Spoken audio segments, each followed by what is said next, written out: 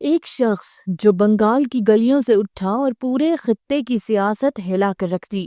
ایک لیڈر جسے بنگلہ دیش کا باپو کہا گیا مگر پاکستان کی تاریخ میں ایک متنازع نام کے طور پر یاد رکھا جاتا ہے۔ آج ہم بات کریں گے شیخ مجیب الرحمان کی، وہ لیڈر جس نے پورے برِ صغیر کا نقشہ بدل دیا۔ آگے چلنے سے پہلے اگر آپ دوستوں نے چینل کو سبسکرائب نہیں کیا تو کر لیں اور بیل آئیکن کے بٹن کو دبا دیں تاکہ آنے والی ہر نئی ویڈیو کا نوٹیفیکیشن آپ کو ملتا رہے۔ چلیں اب چلتے ہیں ویڈیو کی جانب۔ شیخ مجیب الرحمان 17 مارچ 1920 کو ضلع گوپل گنج برطانوی بنگال میں پیدا ہوئے۔ بچپن سے ہی باغی فطرت، ایک بولڈ شخصیت اور کمزوروں کا ساتھ دینے کا جذبہ۔ کالج کے زمانے میں انہوں نے سیاست میں قدم رکھا اور مسلم لیگ میں شمولیت اختیار کی۔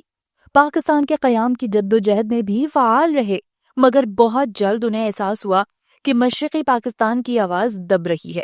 قیام پاکستان کے بعد شیخ مجیب نے عوامی لیگ کی بنیاد رکھنے میں مرکزی کردار ادا کیا۔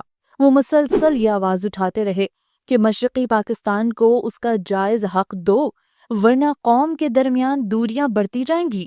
اردو کو واحد قومی زبان بنانے پر اعتراض، معاشی ناانصافیوں کے خلاف تحریک، صوبائی خود مختاری کا مطالبہ، ان مواقف کی وجہ سے مرکزی حکومت کے ساتھ اختلافات بڑھتے گئے اور وہ کئی مرتبہ جیل بھی گئے۔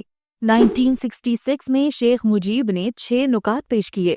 یہ نکات دراصل مکمل صوبائی خود مختاری کا خاکہ تھے۔ مغربی پاکستان میں انہیں علیحدگی کی بنیاد سمجھا گیا مگر مشرقی پاکستان نے انہیں اپنی بقا کا راستہ قرار دیا۔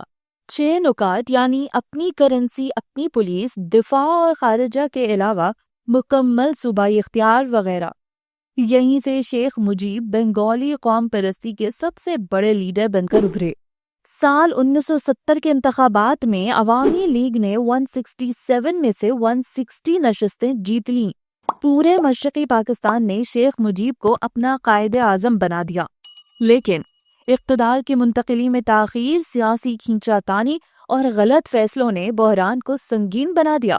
آخرکار صورتحال ٹکراؤ تک پہنچ گئی۔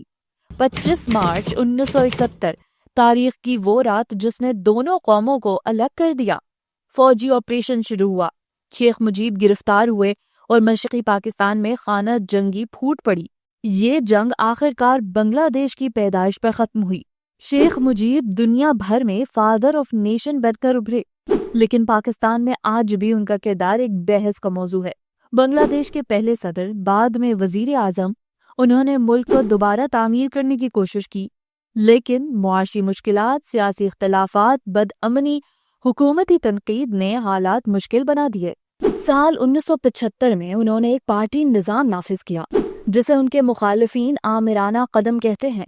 15 اگست 1975 دھندلی صبح ڈھاکہ میں فوجی بغاوت ہوئی۔ شیخ مجیب الرحمان اور ان کے تقریباً پورے خاندان کو قتل کر دیا گیا۔ صرف 2 بیٹیاں حسینہ واجد اور رینا اس وقت بیرون ملک ہونے کی وجہ سے بچ گئیں۔ آج بنگلہ دیش میں انہیں قوم کا ہیرو سمجھا جاتا ہے جبکہ پاکستان میں انہیں ایک متنازع کردار کے طور پر دیکھا جاتا ہے۔ شیخ مجیب الرحمان ایک ایسا نام جسے کوئی چاہے یا نہ چاہے لیکن یہ حقیقت ہے کہ انہوں نے جنوبی ایشیا کی سیاست ہمیشہ کے لیے بدل دی۔